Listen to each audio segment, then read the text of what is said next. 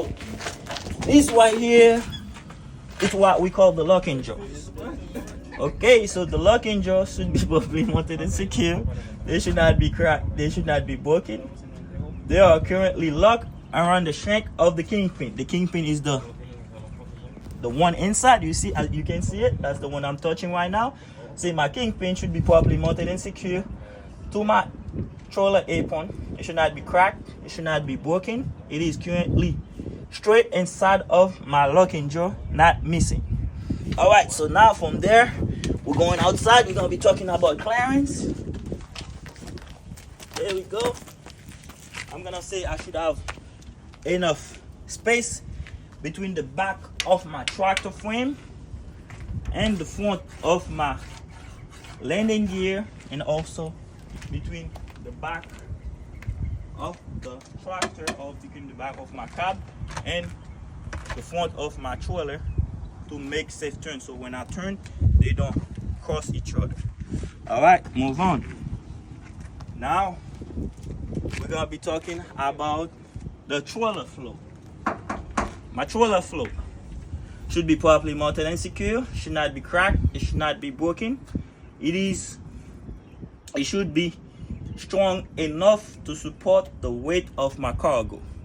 All right, move on from the trailer frame. Now we're gonna be talking about my landing gear. So my landing gear, I have three parts. I got my landing gear himself, my landing shoes, all right, and my support arm. Okay, the all should be properly mounted and secure. They should not be cracked. They should not be broken. Not missing any nuts or bolts.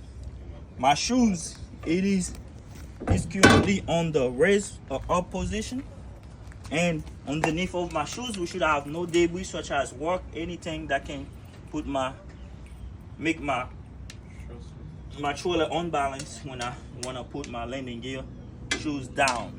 All right, move on. We're gonna talk about my crank handle. This right here we call it crank handle.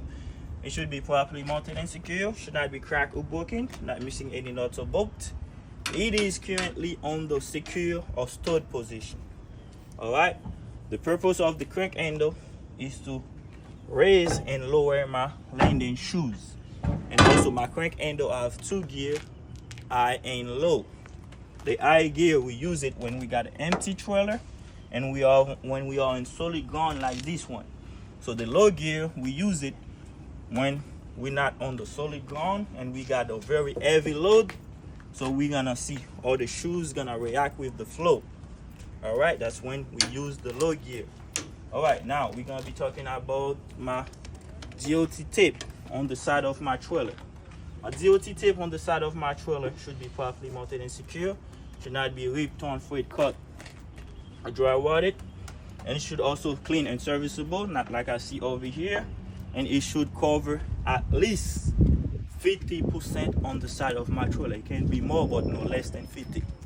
All right, and moving on, we're gonna be talking about the DOT tape on the back